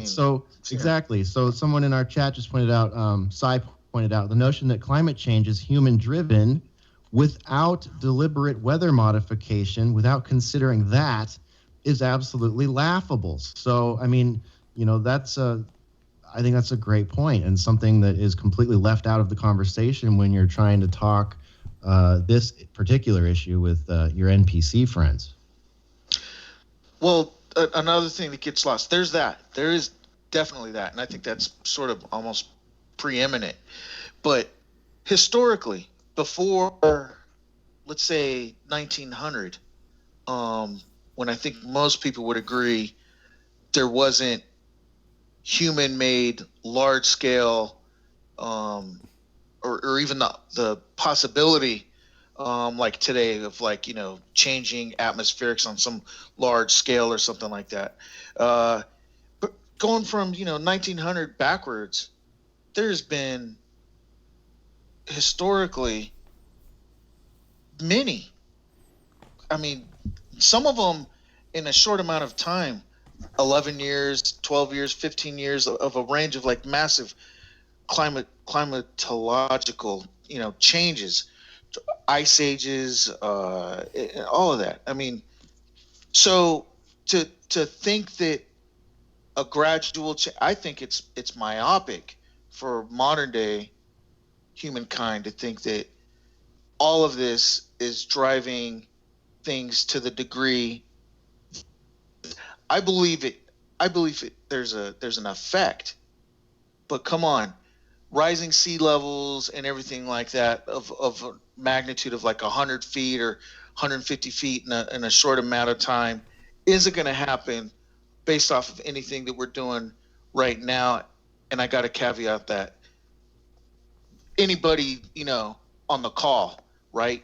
I mean, I'm talking, when I say anything we're doing right now, I'm not talking about like launching some sort of like atmospheric thing into the atmosphere to change. I mean, just that the regular person is not gonna, it's not doing that. That's happening on its own, and or it's being influenced somewhere else. It's not the length of the shower I take. It's not did I discard my lawn clippings in the right freaking container or nothing like that. I mean, that's not. I'm making light of it, but none of those things is causing the sea level to rise and polar bears to run out of ice to walk on in Antarctica. Yeah, and at the same, like just back to the point of Hesher was saying about the weather modification, like for example, like UAE has been like doing this cloud seeding for a while now, and basically they are reporting some increased amount of metal dispositions on plants and other food sources. So sometimes like, and you notice it quite often that humans for certain gains they would take some actions, and they don't. Sometimes they do not think. I do not know what is the logic. Is the logic sometime behind it? Back to the logic, Jay. But the motive behind it is like the greater good is what they always say, or not. But what is the reasoning of, let's say, inducing rain at the same time polluting everything around you with heavy metals? It just, what counterintuitive, right? But whoever is planning this, what is their motivation in their head? Is it like, I don't know. But sometimes a lot of this is governed or pushed by just purely money. And sometimes they do not take the time even to study the effect of these of those agendas that are being pushed. And one big agenda is being pushed right now that we have not taken the time to study it yet is, for example, 5G. So now you have all those cities planning the infrastructure for the 5G network. Right. Okay? Yeah. And yes, when you go to that high frequency radiations or high frequency waves, it does not penetrate human body. So from outside, it looks like, yes, it's better than the current GSM waves. But at the same time, you're talking about all this number of concentrated towers that is generating this high frequency radiations. What is the effect on the skin? What is the general effect about this changing the electric field around humans? So we did not take time to study this, and we did not take time to study the long-term effects. Same like with cell phones, even like when they look at the approved numbers for cell phones and how safe it is, it talks about one cell phone around you, and now take 5 or 4 cell phones, put it around you. It changes the whole scale. Use the cell phone on you 24/7, like what we're doing right now. It changes the whole scale. So again, this is an agenda that's being pushed for specific group benefit, because this is going to drive so many industries. It's going to drive so many aspects of this new generation self-driving cars, like higher data rates and all that. So but that's an example of another agenda that's being pushed. This hasn't even studied thoroughly and its effect. And I see, like, for climate change, it's being pushed to push a specific agenda for certain people to benefit from it and to basically hinder other people. In all of these things, there's always a large profit for a very few amount of people with some sort of luxury or nicety kicked back to the masses. But to sort of bring this thing full circle to the even way back to the icebreaker, if you guys could think that far back, AI. I think there's a good argument to be made, and I've heard others make this argument. This is not original to me. I'm just sort of putting it out there again, I guess, that as AI comes online more, whatever that you take that to mean, but as AI becomes more prevalent in our lives, and as people are out, their jobs are taken by a machine, a machine makes something, or AI makes something more efficient, and it lessens the human labor numbers, that quite honestly we won't matter as much to the people at the very top. And that there's an argument to be made that the last few hundred years, we, as in, I don't know, Western civilization or the world, have been given sort of this little time to proliferate.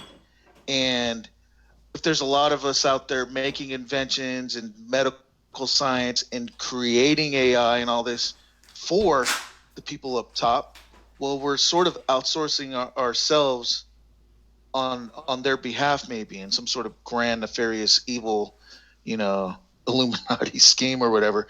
But I mean, it does look like that is a model that's in play, and now the time of, and you see it in our regular lives, right? The middle class or the working person's getting crushed. They're being outsourced to a place where it's done cheaper, or a machine's taking their job, and it's just a little bit more, one generation to the next. Well, machines will be running everything or many things. So unless you're one of the selected bureaucratic few managing things or providing security or monitoring surveillance, you're expendable, because it's grown in a freaking petri dish, or it's transported to you by whatever, and someone just needs to run maintenance on it or something like that. I mean, I don't know. It's scary, but as AI comes online more, it's kind of the elephant in the room. We're less needed to do things. Yeah, and much easier to control when they have these big data warehouses, these giant churning machines like the one the NSA has up there in Utah now. This, multi-bazillion dollar installation that is paid for by arguably all of our taxes, unless you want to go with, I guess, another good argument would be that the military, industrial, and surveillance complex and intelligence complex just prints all the money that they need, and it doesn't matter if it's in the budget or not, but whatever. We're getting into minutia there. The problem is that the computing power and storage capacity is now there, and it is a weapon, a tool that is being wielded by entities that don't have our best interest in mind. They're working at the behest of the Fortune 500, the military intelligence complex, the royal societies, and so on and so forth, the trilaterals, the Bilderbergs, the CFRs of the world that are working in the background now to create world government and to monitor people and to do exactly what we've been talking about is on the rise in China. And our own Silicon Valley is involved with it. They're directly in bed with them, and now have the ability to think about it this way, you guys. Think about like the NSA and whoever else has their grubby little fingers in these systems. They basically have that capability that was sort of previewed to us in, was that the first or second Nolan Batman movie, where they were able to use technology to create a complete set of situational awareness over a large geography by hacking everybody's cell phones. So they have cameras and microphones everywhere surrounding because everyone has one or is sitting next to someone that has one or in a room that has 40 of them in them. And it creates this level of situational awareness and an ability to capture so much data about individuals, what they're doing, what they're saying, where they are, what they think about everything. And then you add that to the fact that they also have every text message, every email, and all this, and that there is. They could profile you completely. Hey, right. I'm gonna have to go. I got something I gotta go do. But thank you guys very much. Thank you, Infidel, for the stimulating discussion and great boiler room. Thank All you. right. Nice to talk to you. Later, Yeah, man. All right, you guys have a good night. Jay, thanks for joining us. Thank you. Good night. All right, we'll see you next time. All right, thank you, Jason Analysis listeners. That was an interesting discussion, an impromptu, unexpected debate with Infidel, but that's okay. We had been talking about doing that kind of a debate for a long time. So yeah, I think maybe in the future we can set up a more appropriate setting for a one-on-one debate. He's wanted to do that for a while, I think. But yeah, I don't think he got the point, which most materialists do not get. So if you have the assumptions of materialism, you're not going to allow for different types of argumentation. You're going to necessitate that everything be proven in the exact same way, namely by empirical sense data. However, it leads to absurdity to say that everything can only be proven or known by empirical sense data, because the claim itself cannot be proven or known by sense data. All right, this is key to refuting this view. Again, when you adopt the view that the only thing that we can know is what's proven by sense data, that belief itself cannot be proven by sense data, and it is fundamentally self-refuting. So, thank you for listening, you guys, and we got a couple super chats I'll read here. Thank you, Jolene, and thank you, Joseph OD. Don't OD, bro. If you only got $2, you better save that if you're planning on ODing, bro. You can OD on some Jay's analysis, so a lot of great content. Thank you, guys. God bless. This was a packed day, a lot of content today. So go check it out. Have a good night.